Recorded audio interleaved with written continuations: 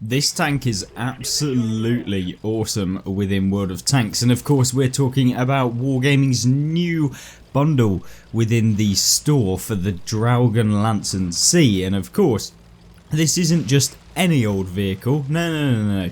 This is the Lance C, but this one is the better version. So not only do premium tanks actually get better than normal tanks, but premium tanks can also be better than their actual premium tanks. So it's a weird one. There are two versions of this tank, and of course the Dragon has the ability to fire Hesh rounds being the ones that can have less penetration, but they do more damage, and of course they can splash on opponents instead of bounce off opponents for, you know, you might be able to do 50 or 100 damage with this vehicle using those Hesh rounds.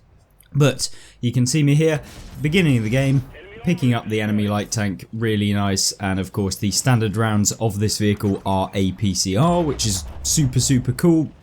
Means that they're much faster than some of the other rounds you'll see when playing, and of course the premium rounds are then Hesh rounds. So the Hesh rounds, you might be thinking, well, it's tier 8, they're going to be like pretty bad, but instead they're actually not awful, and you're looking at 210 pen with the Hesh rounds, which is basically a tier 10 gun. So think of it like the FV4202. It literally has basically the exact same gun, which is crazy when you think about it, because this tank is a tier 8.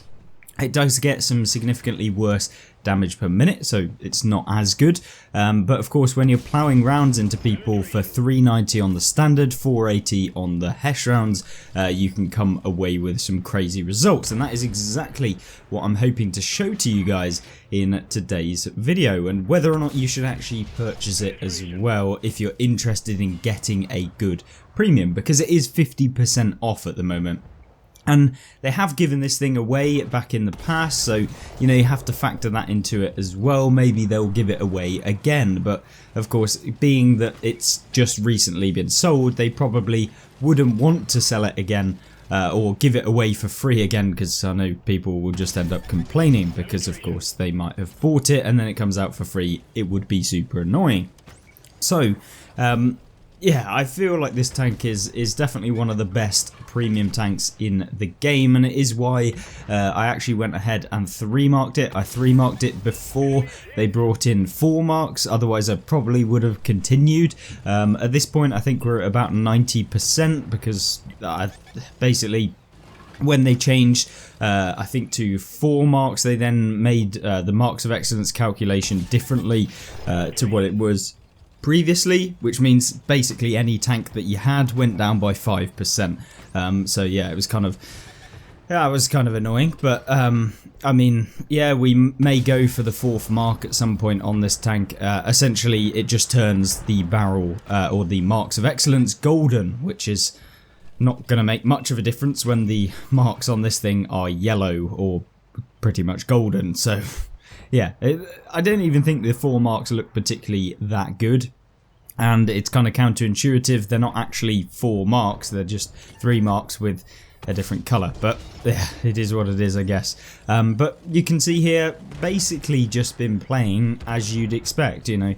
There's no point in me moving. I mean, it's been a pretty campy game in this one, but if you can get in this sort of position, you got the accuracy, you got the alpha, and you've got the penetration to deal with basically any tier 8 and tier, well, basically any tier 9 as well, with those standard rounds if you're hitting the weak points. But I must say, the Dragon is a little bit annoying when you're coming up against tier 10s, and why is that? Well, it's not just any tier 10 that it kind of gets annoyed at, it's actually some specific ones. It's the super heavy lines, because what happens with the standard rounds of this thing is that they are, you know, standard rounds, so they don't have ridiculous penetration that you might be seeing from some of the other tanks in the game. And why is that such a big problem? Well, it means that when you do come up against a type 4 or a type 5, you literally don't have the alpha damage to deal with them, or the penetration to be able to deal with them. So not only don't you pen, but you also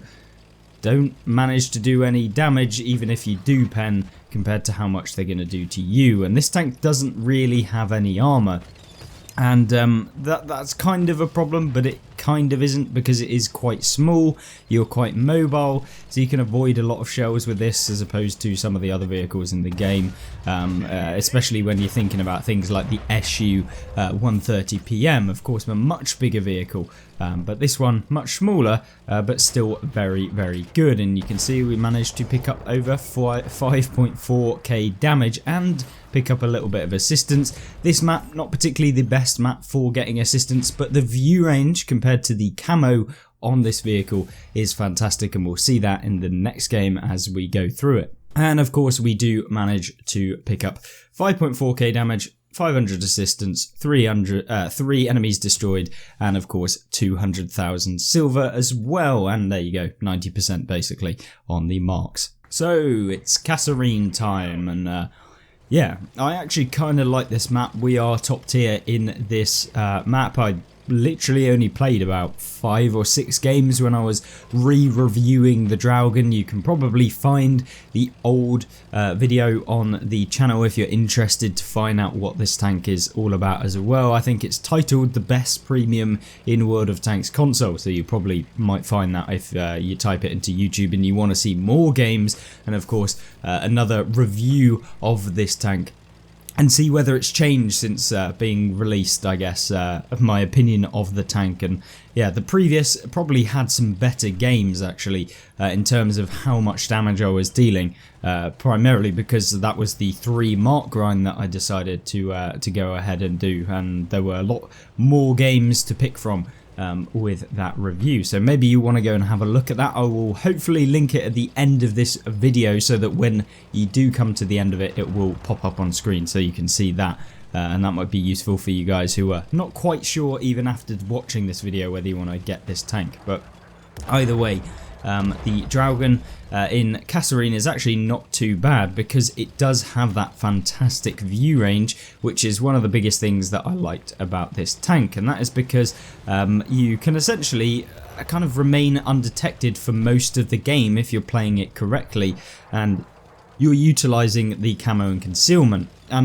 I guess now is a good time to talk about the setup that I use in the Draugen, because you know this isn't the base camo and base concealment etc that you would get with a tank like this.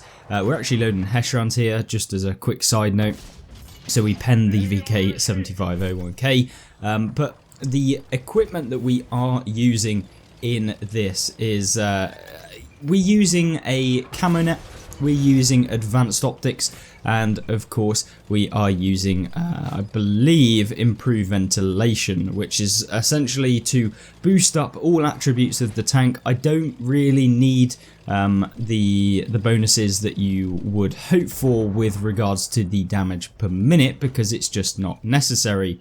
And actually, it could be said that you'd want to use vertical stabilizers, because this tank does not particularly have the best accuracy base. So yeah, having vertical stabilizers is a very, very good thing to put onto this vehicle, because yeah, I think that's the other point. But it could be swapped out with vents depending on how you want to play, and that's really how the Draugen can be played. There are so many different ways. You could either go for a pure damage per minute, where you are literally just trying to farm up as much damage as you can, or you can play this tank like a pure brawly type medium, where you're basically just trying to get into position really quickly using some of the mobility perks, which could potentially be useful on the Draugen so that you can kind of relocate a little bit more.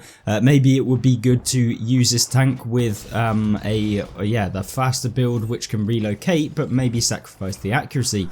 It's kind of down to how you want to play, but for me, I always found the camo build with, of course, the vertical stabilizers the best one, so that you can be accurate at long ranges and, of course, sit back and relax when it comes to the ability to remain undetected when getting spotted or potentially getting spotted. So yeah, really, really nice to see. So, in this game, we've pretty much been firing Heshrans for the entire game, which is very nice because they do have that 480 alpha. Not that we've actually rolled for 480 within this game. It seems like 440 is about as high as we can get, but Either way, pushing forward now using the mobility, you can see this tank gets up to about 50 kilometers an hour on the flat. It can go faster down the hills obviously, and if you're going uphill, it's got a fairly decent power to weight ratio so that you don't actually suffer too much when you are going over the hills. You're still reasonably fast, about 40 kilometers an hour roughly, when going up like a fairly average hill. So pretty good. I mean, a lot of tanks will lose a ton of speed, but not this one. And you can see here we managed to pen the VK, which is nice in the side. He's probably feeling a little bit annoyed about the fact that we've managed to get round behind him, but we don't have to aim with the Hesh rounds, not when he's on 2 health. We'll basically pen him anywhere or splash him enough to be able to get him anywhere. And now it's time to find the enemy artillery. Where is this little pest? Hopefully we can finish him off within this. It's the M12. Let's get into position, aim, and there you go, 486. The problem that I do have with the Draugen is the aim time sucks. I mean, it does. You saw there, it takes a long time to fully aim in, and you can miss shells, and you can preemptively fire before you are fully aimed because you're like you don't maybe get enough time to get the shot if you wait that extra couple of well, half a second or so. But there you go, 5,056 damage, 1,800 base experience, and of course coming top in the game as well. And yeah, 79,000 silver this time because of those Hesh rounds being fired and yeah, not making anywhere near much. Still didn't get a mastery badge because this tank is actually very difficult to get mastery badges in, but up to 89.93%. And hopefully that gave you a good understanding of the Draugen, and my overall opinion is the following. It is a brilliant vehicle that I think everyone should at least try within the game. And hopefully you guys have enough gold lying on the account to actually pick this one up in the game. But if you don't and you are struggling financially, then don't go out of your way to get this vehicle. But more so that, you know, you could potentially really enjoy it if you find yourselves enjoying some of the medium tanks. And if you have the spare cash lying around, maybe it would be something worth picking up. But for me, a really good vehicle, and hopefully you guys did enjoy the video. If you did, make sure to hit the like button, and don't forget you can watch more gameplay in the Draugen right here on screen, which I highly recommend because these are better games, and of course from the 3 mark grind on this vehicle. Thank you and goodbye.